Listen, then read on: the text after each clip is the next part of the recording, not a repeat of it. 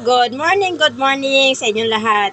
Hello guys, so ayan po si Mama Lu na taga Binangonan at si Mama Yumi na bakasyonista from Thailand.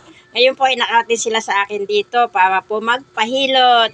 Mama Lu, ano pong ating naging serbisyo sa inyo? Anong ating feedback? Ang masasabi ko lang, talagang ito na nga. Ikaw na nga yung hinahanap ko na makapagpapagaling sa akin. Opo. Kasi ako ay merong masakit sa akin. Naikwento ko na din ito sa akin lang sa YouTube. Naikwento ko na, naidain ko na rin sa aking mga kaibigan.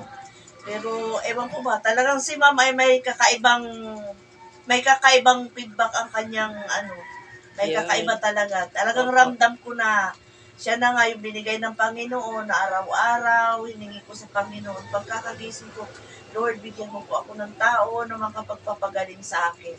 At ito na nga, nakita ko na siya.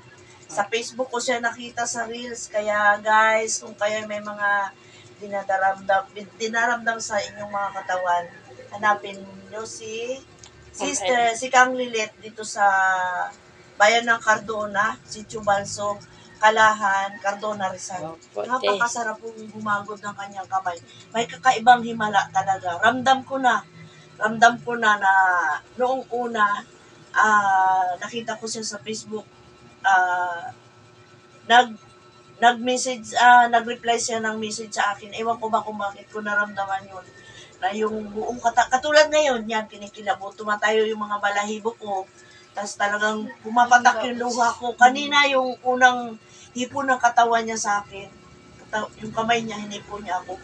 Pumus talaga ang luha ko. Kaya, ayun. Salamat kay Lord dahil natagpuan ko si Sister Lynette. Yan. Okay po. Thank you Yan ang po. masasabi ko talaga. Yun po ate ay sa tulong po talaga ng Panginoon na lagi kong hinihingi sa Panginoon na ina ng lagi sa lolo, tulungan mo ang lahat ng ina na dumaraing sa panahon ng kanilang karamdaman.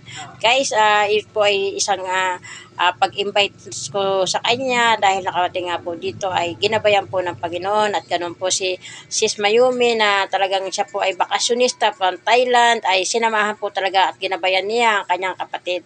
So dapat po talaga ay tayo pong mga tunay na pamilya ang nagtutulungan at nagmamahalan. Okay po guys, sana all. Opo, sana all. Opo, pakaingatan po natin ng ating mga kalusugan. O yun po, yun natin. Dawa tuloy-tuloy pa ang ating session, no? Babalik pa ako dito. Opo, okay po. Thank you very much po. Okay.